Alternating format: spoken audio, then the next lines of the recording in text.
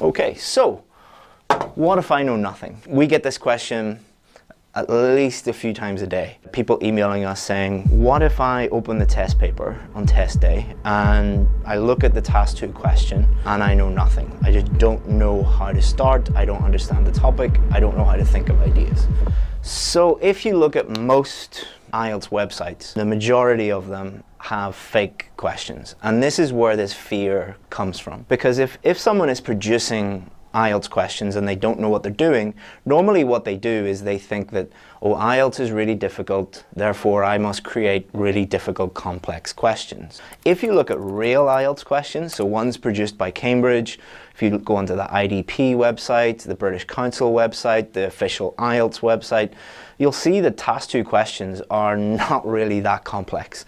They are on very common topics, and the questions are designed in a way that anybody with half an education will be able to think of some ideas for them. The other thing is, so many students, after they do the test, what they'll do is they'll go online, they'll go on some blog, or they'll be chatting to someone, and they'll tell people, this is the question that I got. 99% of those questions are misreported. This isn't the student's fault, but it's very, very difficult for someone to do a whole question, finish the test, and then remember that question, and then be able to tell everyone accurately what it's like. So if you're looking at fake and misreported questions, no wonder that you're worried that you're not going to be able to answer the question, because you're looking at questions that are far more difficult than what you'll really get on the test. So only look at official questions.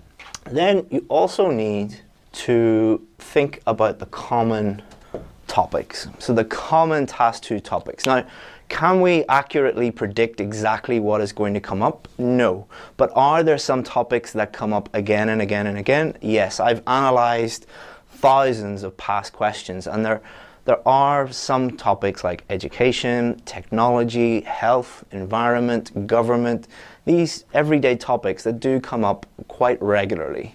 And so how can you use this information? What you can do is use the common topics as part of your IELTS preparation process. Log into every day into a popular English news website. So BBC News, New York Times, The Guardian, something like that. And at the top of the website, you'll see education news, the environment news, technology news, all these common topics. If you read one story about education, one story about technology, one story about the environment, are you going to find it difficult to think of ideas? If you did that every day during your IELTS preparation, and it only takes 5 minutes. You can spend longer on that if you want to work on other things, but it really doesn't take that much time. So if you're looking at real questions, and you're also reading the news each day and reading about these common topics, you should have no problem thinking of ideas and understanding the question on test day. So that's the first thing.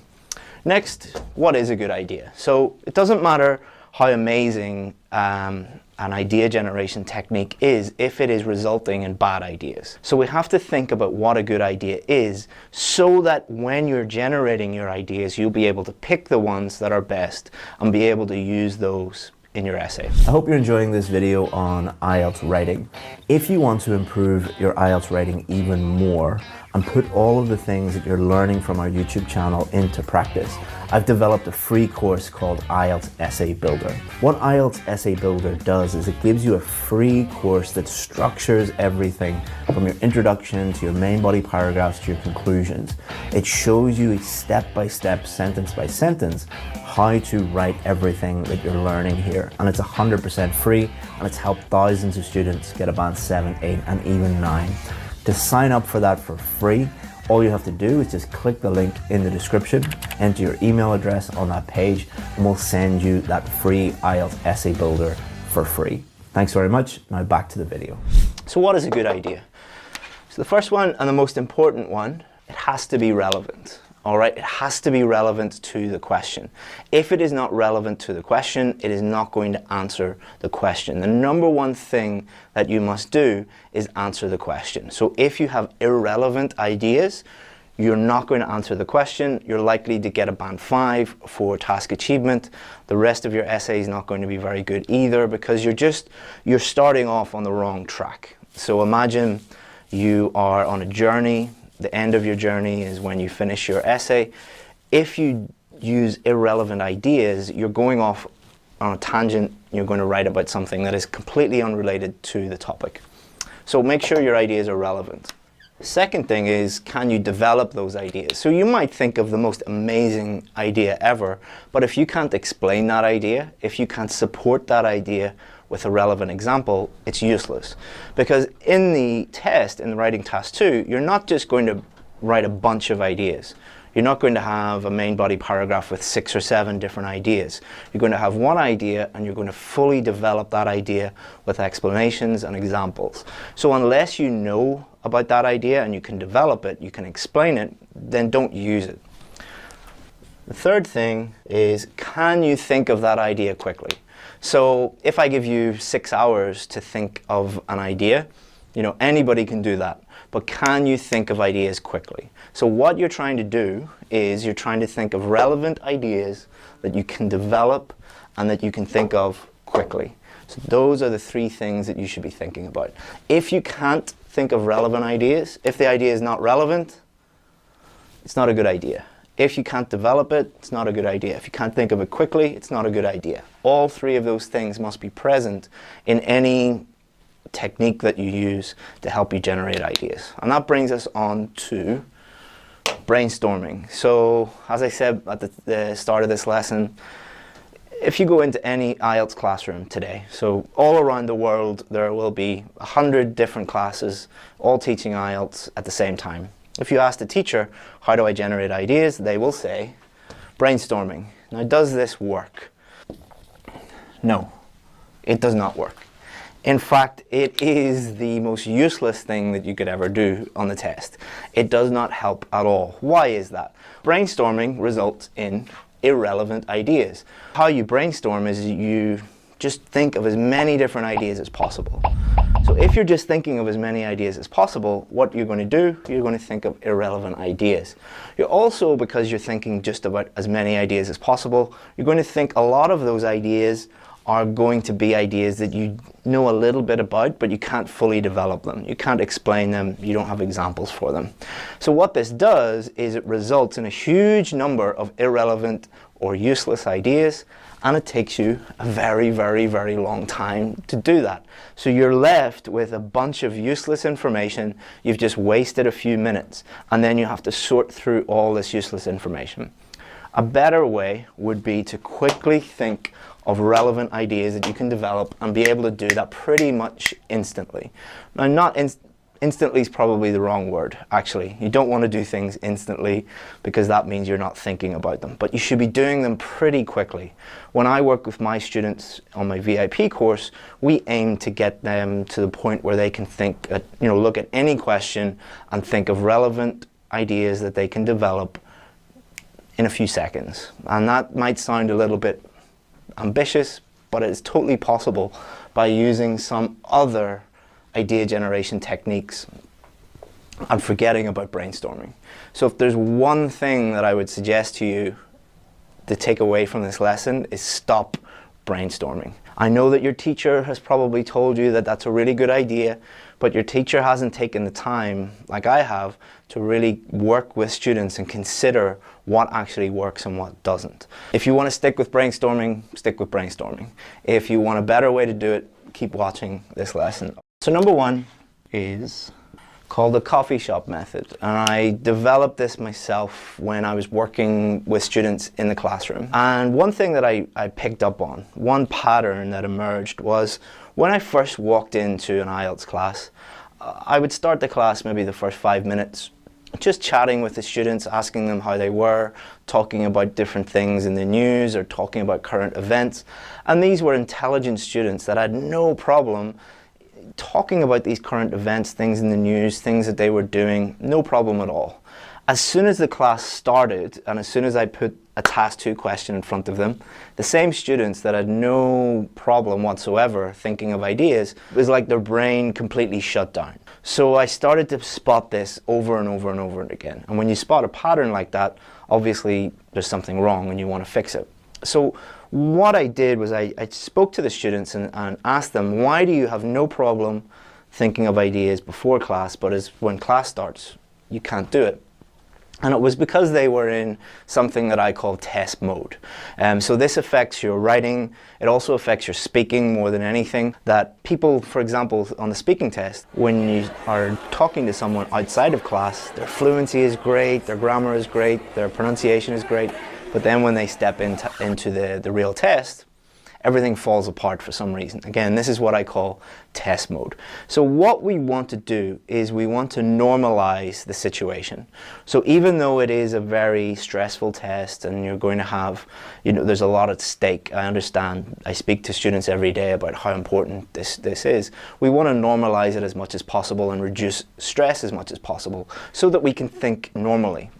So the coffee shop method, what it does is I say to my students, imagine instead of doing the IELTS test, imagine you're sitting with a friend in a coffee shop, just in your imagination, and you're discussing the question like two normal people would in a coffee shop. So it's probably better just to show you a real example of how this would be. This video is sponsored by us, IELTS Advantage, and the IELTS VIP course.